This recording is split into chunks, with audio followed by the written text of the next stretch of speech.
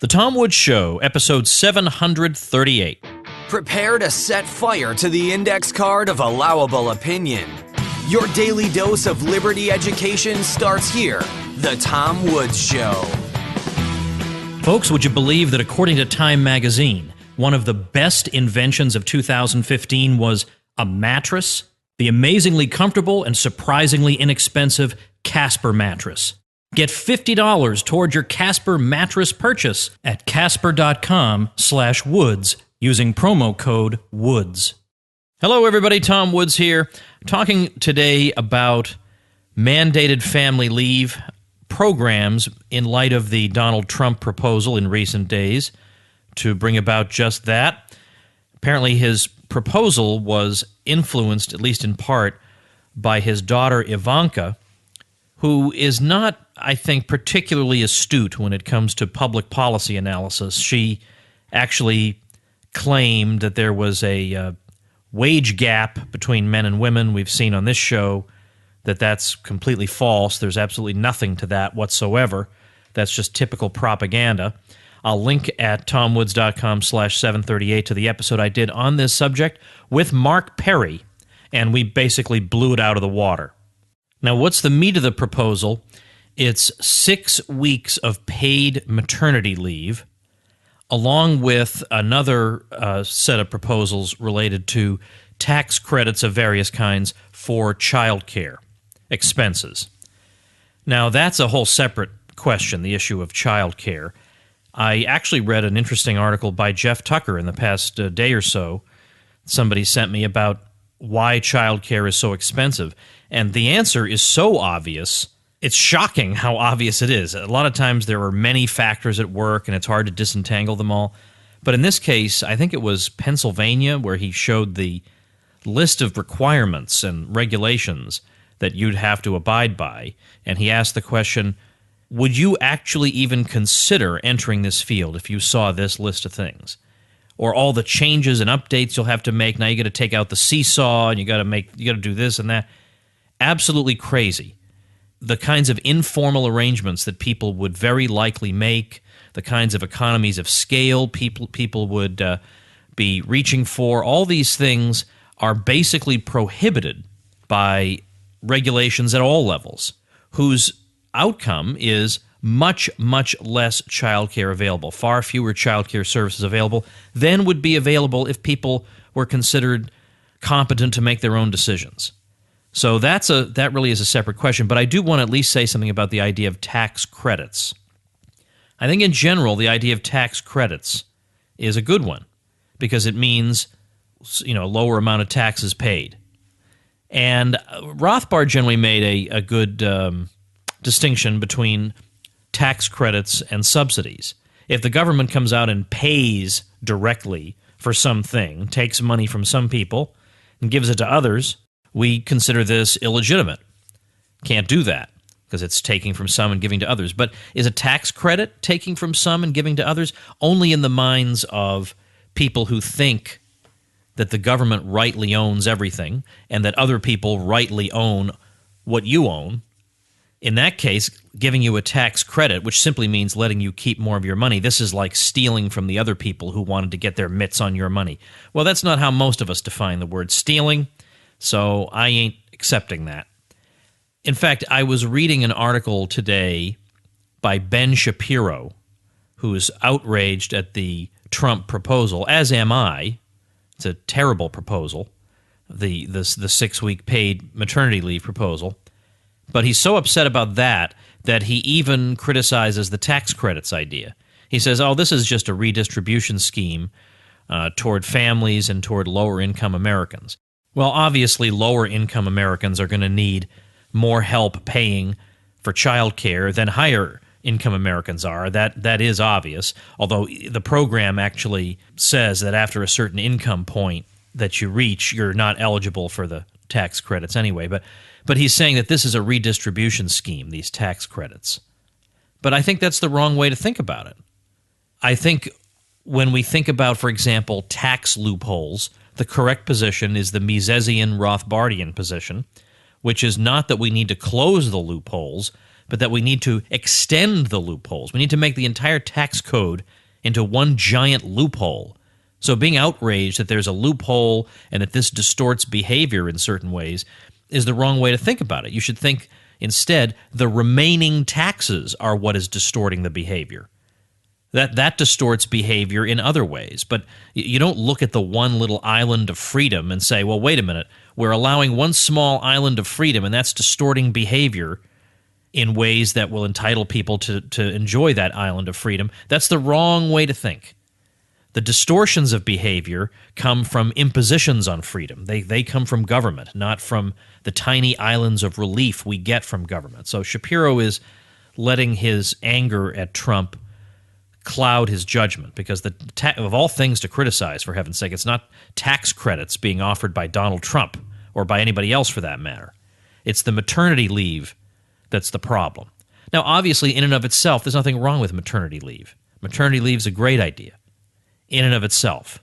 But as a mandate, that's the question. And once again, we're faced with the idea that really we have just two choices. Either women get no maternity leave, or they get maternity leave. And those are the two options. We don't get the third option, that women will be less likely to be hired in the first place. That's not mentioned. Women's base pay will be reduced. That's not mentioned. And of course, that is pretty much what does happen. There have been studies done in the states, the American states, when the various states were introducing various forms of maternity leave and medical leave programs, mandates on employers. And it was found that wages were higher, or wage growth was much more vigorous for women in states that did not have the mandates. And employment was much better for women in states that did not have the mandates. Now, why would that be? Because think of the way an employer will look at a woman knowing that at any moment, and now granted, some of these programs are not confined to women, and some of them are not even confined to childbearing. Some of them are just medical leave programs. Maybe there's an emergency at home.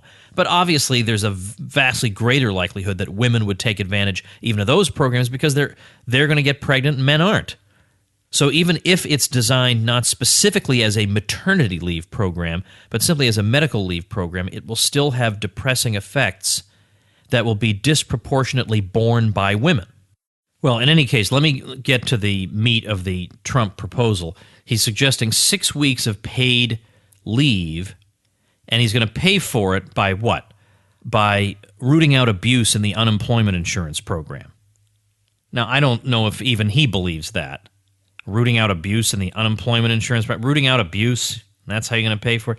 And even if they could pay for it that way, then the question becomes, isn't that a one-shot savings? Once you've rooted out the abuse, isn't that it? Where would the ongoing money come from? Which is a good question. So I think it's safe to assume that employers would wind up paying at least a good chunk of the burden here. Hillary Clinton has a 12-week proposal, paid proposal, and she's claiming that rich people will just pay higher taxes. But again, it seems vastly more likely that that will be only a portion of the expenditure involved, and that the other portion would be paid by the employers themselves, which again means that employers would be less likely to hire women. Obviously, if you make women into people who are perceived as virtually certain to impose extremely great burdens on the company, they'll hire fewer of them. And you'll say, oh, but isn't there anti-discrimination law? They can't get away with that. Well, yeah, I suppose that's true. Women could spend years and years in court trying to dispute an employment situation and claiming that not enough of them were hired, or the Justice Department could go after them. But that's fairly rare, or at least it's difficult and expensive, so it's a very clumsy response. So the fact is that you will have fewer women hired, or they will be hired in one way or another in positions where they can get away with having their compensation, their monetary compensation, reduced. Even if the employer pays zero of the money, by the way, funding the paid leave, there are still other expenses associated with these types of programs. I mean, for instance, there's lost productivity as you're trying to look around for some kind of replacement, as you train a replacement. There are training costs, and yet you know that these are more or less wasted because you know the person is entitled to come back and keep the old job after the 12 weeks or whatever the period turns out to be. So there are expenses involved even there. But a good way to think about this, and it turns out I just read an article by Bob Murphy on this. He had the same idea. I had a more exaggerated example, but Bob says a lot of times we can come to understand the fallacy involved in some, public policy proposal by exaggerating the proposal.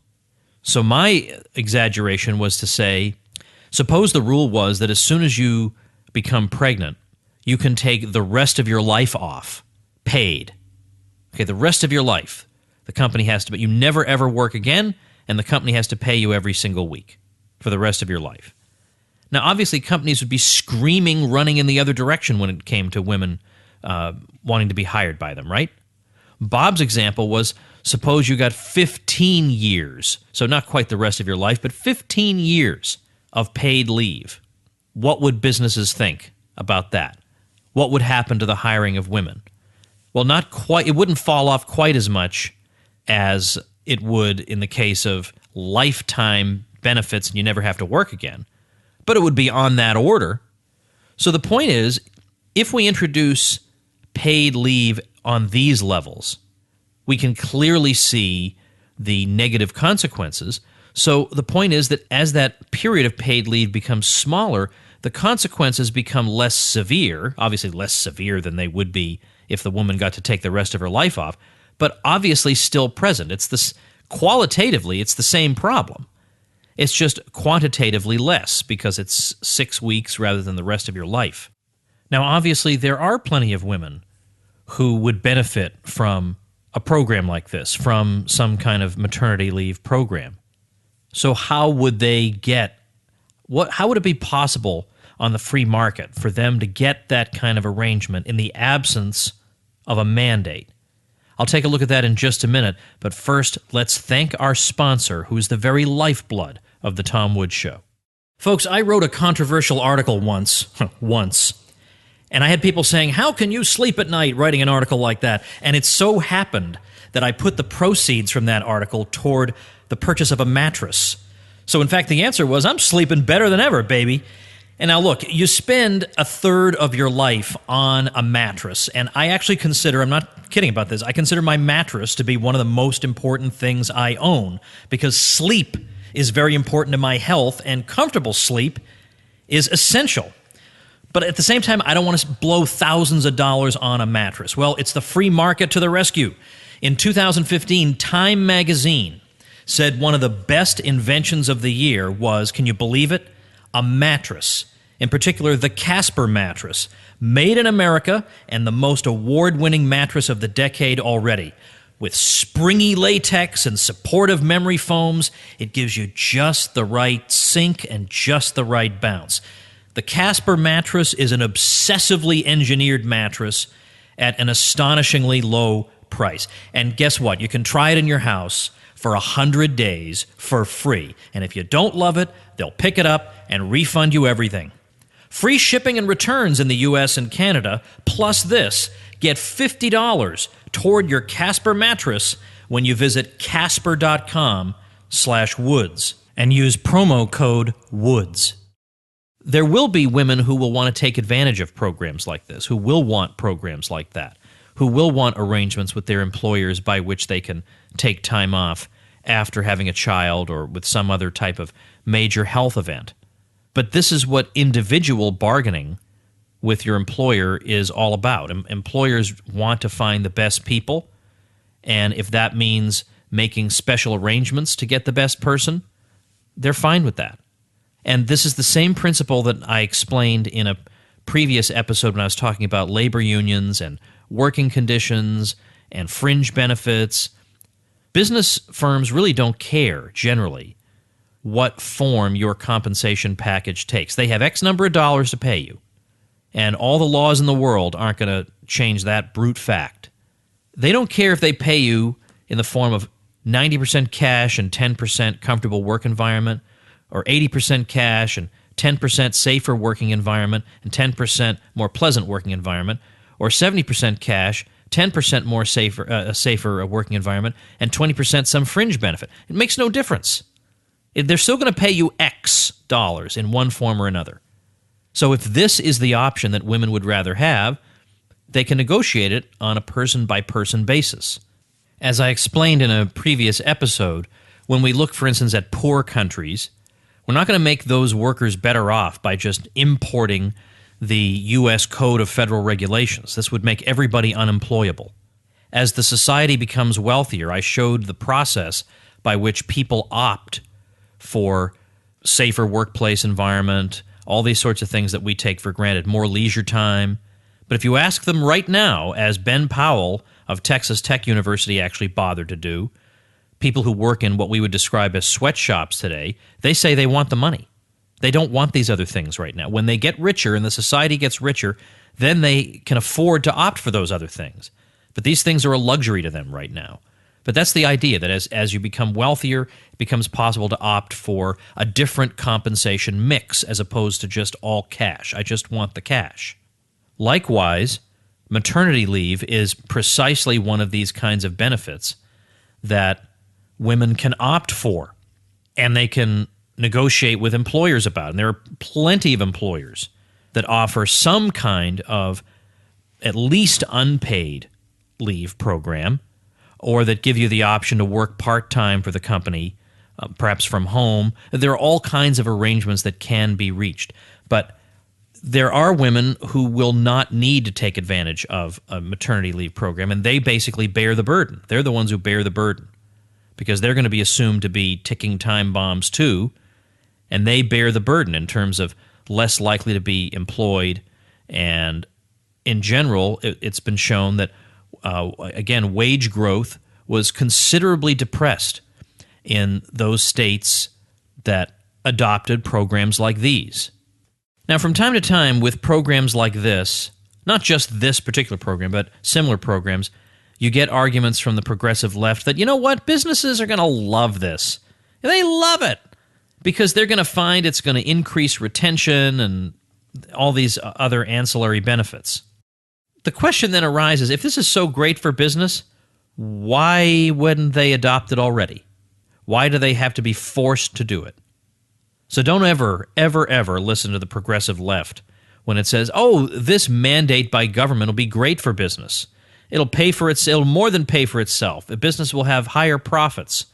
If they'd have higher profits, I bet they would have stumbled upon the idea by now. So what it boils down to, as usual, is that freedom is the best solution here. Let employers and employees hammer out what works best for them. The employer has X dollars to compensate you with, and if you want that X dollars distributed to you in forms other than strict cash, that would include some benefit like the opportunity to take time off and even perhaps be paid for that, that can be arranged, but it's got to be arranged in the context of the X dollars the employer has set aside as your compensation. That's it. Now, by the way, you will hear, oh, but other countries do this. Well, what does that mean? Most of these places have dreadful job growth and dreadful wage growth. So what does that prove? I was reading an article today on NBC.com, and they're talking about how the U.S. lags behind other countries. Well, maybe those other countries are wrong. Well, what does that prove? That's the dumbest argument of all. And then they go on to say, look at these other countries, how much leave they give people. Look at how much maternity leave they give people. Look at Bulgaria, they give you more than a year. Well, are there a lot of you out there who've been saying to yourselves, you know, we really need to be more like Bulgaria. If only we could just be a little bit more like Bulgaria, we'd have far fewer problems in this country. Not the right approach. The whole mentality of, well, we want something, so let's just go ahead and impose it on the private sector. Let's just keep on doing that, keep on doing that, keep on doing that. And then when there's sluggish job growth, we blame it on capitalism. It's really not reasonable. I'm going to be linking at tomwoods.com/738 to a few articles related to this subject that I've been talking about today. We got a big, let me tell you what's coming up here, man. We got that debate on Israel tomorrow, episode 739, on whether the creation of Israel can be reconciled with libertarian non-aggression and homesteading principles. We have one libertarian arguing in the affirmative, one libertarian arguing in the negative, and we're going to do it in a way that's civil and constructive. And it's going to remind you why you listen in on a regular basis. Then next week, we get David Stockman coming back on the show, and he's going to be talking about, obviously, what's going on in the economy. We're going to be talking, have another episode on the intervention in Kosovo all the way back in 1999. I've had a number of listeners, and particularly in my private Facebook group for the supporting listeners, which you can access at supportinglisteners.com. I've had people wanting to know more about that particular intervention, so we're going to do that. I've got a listener who wrote in and said, and I get this once in a while, a listener wrote in and said, I've been meditating upon the things you've been saying, and I've decided to get out of the military as a result. So I thought, you know what, why don't you come on the show? Let's do that. Let's take a listener of the show who's had some kind of life-changing experience as a result, at least in part of the show. Let's talk about that. So we got a lot of fun things coming up. And remember, too, if you're listening to this on the day of release, September 15th, 2016, today and tomorrow are the end-of-summer Bluehost flash sale, $2.95 a month for web hosting. That is the time to grab it, lock it in for as many as 3 years, because if you do it right, you get all my incredible bonuses. I give you an incredible number of bonuses to give you a huge boost with your new blog. So if you've been thinking of doing it, do it now. Even if you don't have time to get to it for a month, grab it now, because they're not ever going to go lower than $2.95 a month. But check out all the details, tomwoods.com/publicity, because you got to order it through my link to get all my bonuses. So tomwoods.com/publicity is the link. Tomorrow it is the debate of the century. Tune in then. Become a smarter libertarian in just 30 minutes a day. Visit tomwoods.com to subscribe to the show for free, and we'll see you next time.